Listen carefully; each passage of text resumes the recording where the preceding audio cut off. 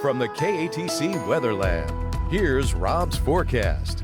Welcome back. Well, after those soaking, flooding rains last night, a little bit of a break late this afternoon. Cooler temperatures as well. More rain on the way tonight, but it's just going to keep things soggy. After that, drier through the weekend. That is the good news. Next week gets a little bit more intriguing, and we'll talk more about that. And it's going to be intriguing in the Gulf of Mexico. So let's get to it and talk about what's going on as we look at the big picture. And you can see plenty of green over the southeast U.S. and our part of the world. But fortunately, heavier storms forming offshore this afternoon versus inland. But you can see there's plenty of rain back toward Houston. That's going to be working its way westward with time. Here's a 24-hour loop of the rainfall that we had last night and this morning. And you can see we had widespread coverage and essentially training rain and thunderstorms across the same areas that produced on average about 3 inches of rain per hour, and some folks saw that for 2 or 3 hours. So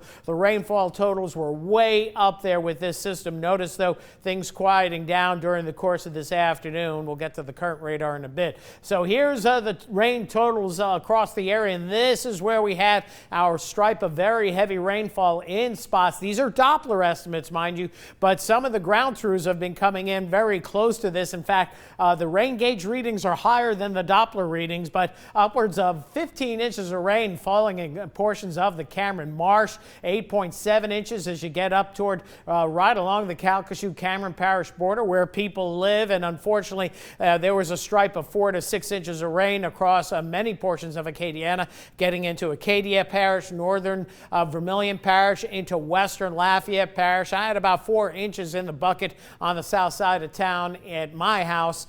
So certainly a big soaking rain across the area, and sometimes we forecast these 2 to 4 inch rainfalls, and normally you'll see isolated amounts double. Well, this time we saw isolated amounts triple of that, and a lot of times when we're talking about severe weather, the Gulf of Mexico kind of puts a wet blanket on those weather systems. Well, we're past that now because the Gulf is warmed up, and you can see it's supporting strong to severe storms way offshore in the Gulf of Mexico, widespread showers and some embedded thunder down across the mid-Texas coast. This is the area that's going to be mainly moving towards us across southeast Texas.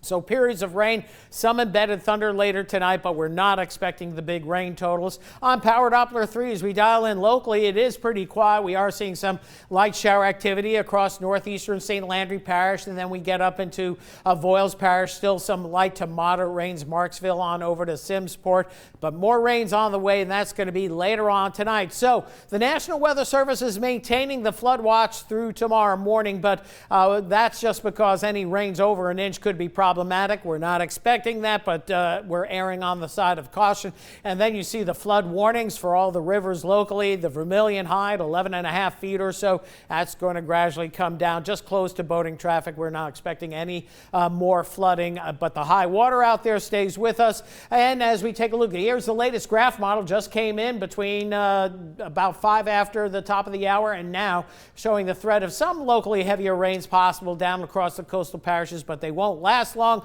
Mostly cloudy tomorrow. The graph model cautiously optimistic on a little sun tomorrow afternoon. That'll be nice. But as we head into Easter Sunday, it does look like cloud cover is going to be moving back in and pretty much dominating. So that's going to hold us in the low to mid 70s, maybe some breaks in the clouds, but clouds dominating, peaks of sun possible for both tomorrow afternoon and Sunday afternoon. Additional rainfall, you can see most of us don't see a whole lot, but there could be up to an inch in a few spots. So we'll watch the trends, but overall no major concerns. Next week gets really interesting. An upper level low is going to come here down across the northern Gulf of Mexico and then get cut off, which happens a lot of times in the summer, but not in the spring.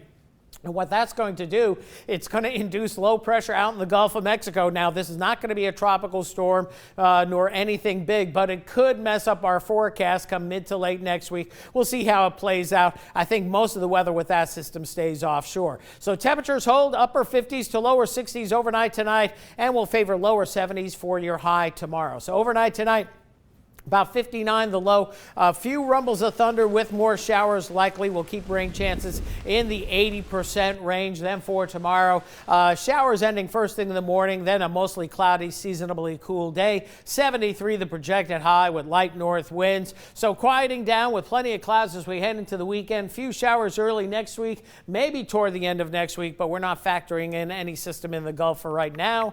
And typically some cooler than normal temperatures, but we do see some 80s returning toward the end of next week. All right, but the Gulf we're talking about. Yeah, you know, a little area that? of low pressure. I don't think it's going to get a name, Yeah. but the Gulf is running 4 to 5 degrees above normal already. So I wouldn't be surprised if we see a tropical system in the Gulf in May, but April, I don't think so. Okay. Not at this point. Very good. Thanks, Rob. Right.